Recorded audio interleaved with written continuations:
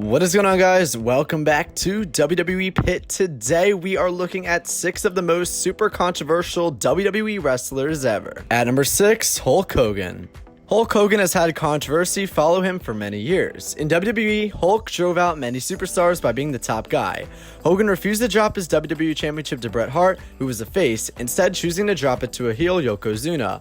Hogan also refused to lose the title clean to Yokozuna. Because of that, Hogan was not resigned. Hogan also shockingly testified in a 1994 trial about Vince McMahon and steroids in the company. Hogan then went on to WCW and began to have similar booking problems with that company.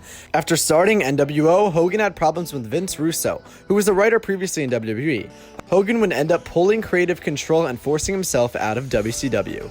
Nowadays, Hogan is in charge of TNA, and while he is no longer a full-time wrestler, Hogan still looks favorable to himself. At number 5, Paul Heyman.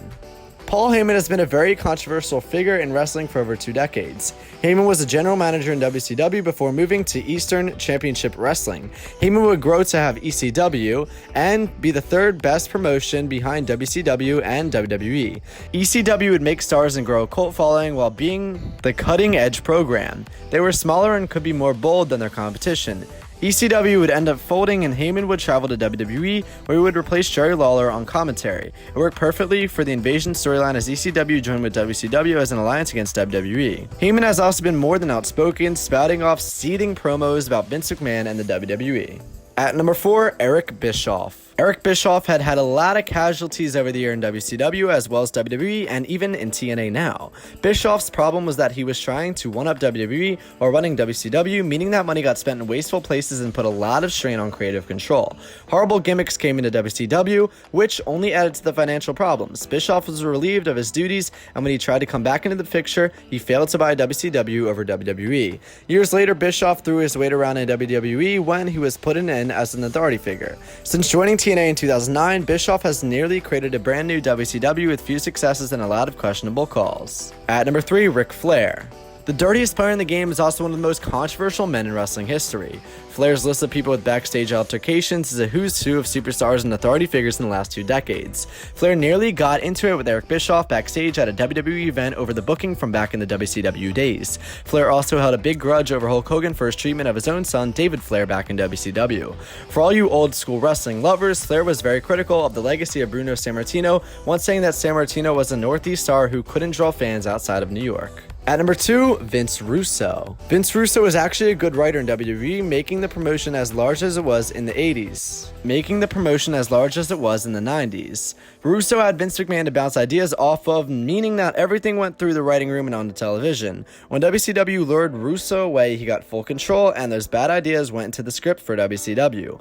One of those ideas was giving himself the World Championship among countless others. Russo is now a part of the writing team in TNA, essentially bringing WCW back to where it was a decade ago with Bischoff, Russo, and Hogan. And finally, at number 1, Vince McMahon. Oh, Vince McMahon, for everything that you have done to make this business great today, you have made it just as terrible at the same time. McMahon brought us WrestleMania, but also brought us the XFL. He brought us the Attitude Era, but also caused the Montreal Screwjob. McMahon has developed many great characters, but has also destroyed so many more. Vince has been a great and personable guy to some, but has harassed others.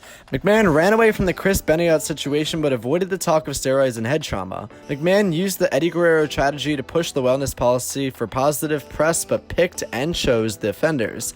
McMahon has now taken his great company and made it a PG machine for the kiddies, a far cry from what it ever was, even when superstars only perform leg drops and body slams. This is all not including the fact that McMahon took the idea of regional wrestling organizations and pushed them all out of business for his own mega promotion.